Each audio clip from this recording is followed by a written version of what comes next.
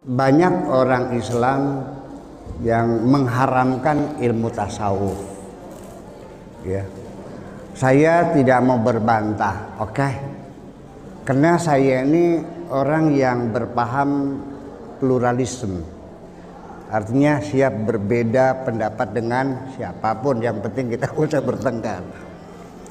Kenapa diharamkan? Karena dalam persepsinya kehidupan bertasawuf itu kehidupan kumuh, kehidupan yang miskin, yang fatalistik, tidak punya gairah semangat, semuanya terserah Allah. Ya, kalau kita melihatnya begitu, ya saya setuju. Kalau begitu saya juga sama mengharamkan juga kalau begitu mah, ya kan? Kemudian satu fenomena yang sering dicatat masyarakat, setiap orang mengklaim hidupnya bercorak tasawuf atau sufi, selalu hidupnya sederhana atau miskin sekali. Saya kira semacam itu. Nah, saya ingin menjelaskan tasawuf yang dalam pikiran saya seperti ini. Kata-kata tasawuf itu kata-kata sofa, kejernihan, kebersihan. Artinya hati kita yang jernih. Jadi artinya bukan berarti kita orang sufi tidak boleh jadi kaya, tidak boleh usaha, tidak.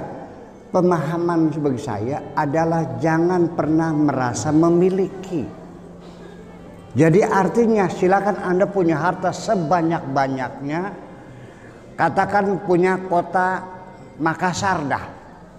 Ya, katakan nilainya 1.000 triliun umpamanya. Nggak ada masalah, dia bisa menjadi sufi ketika hatinya tidak pernah merasa memiliki. Di mana bedanya orang yang sufi dengan orang yang tidak sufi? Sekarang saya mau nanya kepada ibu-ibu sekalian. Ketika mobilnya hilang, kecewa nggak, Bu? Kecewa. Ketika suaminya berselingkuh, kecewa nggak? Nah, pertanyaan saya, kenapa ibu kecewa mobilnya hilang? Hah? Apa aja?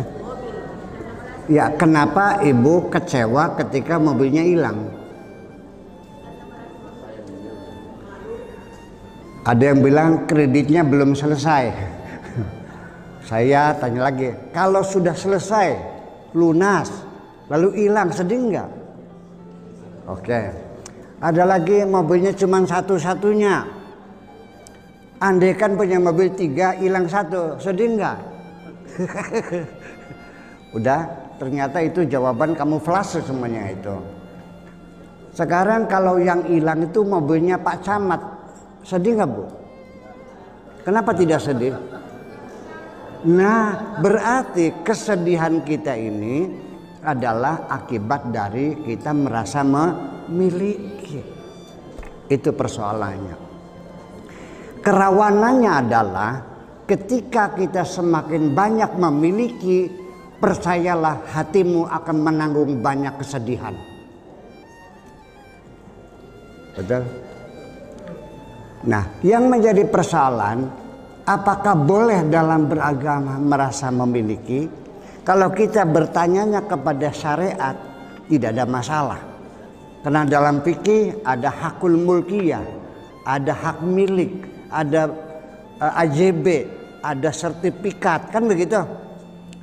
Ada hibah, ada wakaf, ada tukar guling dan sebagainya, diatur kepemilikan secara syariat. Tetapi ketika kita berakidah, kita bicara tentang hati kita, bahwa sesungguhnya apa yang ada di tangan kita itu hanya hak guna pakai sementara. Karena kepemilikan kita ini hanya satu. Lillahi ma fis samawati wa ma fil ardi. Semua yang ada di langit, yang ada di bumi, ini semuanya milik Allah semuanya. Nah, jadi ketika kita merasa memiliki, ini ada satu high treason, pengkhianatan besar bagi kita. Allah mengklaim langit bumi semuanya milikku. Lalu kitanya ini juga milikku. Yang jadi persoalan ketika ada dua pihak mengklaim kepemilikan, berantem nggak? Bertengkar nggak? Dengan siapa engkau bertengkar? Wahai manusia memiliki adalah dengan Tuhanmu. Disitulah persoalannya. Jadi tasawuf itu bukan hidup miskin, tetapi hidup yang nyaman, yang tidak lagi pernah sedih, tidak pernah kecewa, tidak pernah takut. Inna awliya Allah la khaufun alaihim wa lahum yahzanun. Jadi kembali lagi pemahaman tasawuf itu diharamkan. Saya setuju kalau Anda memahaminya tasawuf hidup melarat, hidup miskin dengan malas dan tidak usaha. Betul, saya juga setuju. Tapi kalau kita ingin membangun kedamaian di hati, membangun kebahagiaan yang sejati, lalu diharamkan, saya siap bertempur dengan Anda. Begitu aja sebenarnya. Iya, semua orang pengen. Nih, Bapak sekalian, bahwa kita harus menyadari bahwa ketika kita merasa memiliki akan menjadi persoalan besar bagi kehidupan kita ini. Mobil hilang, sedih. Anak kesayangan mati, nangis.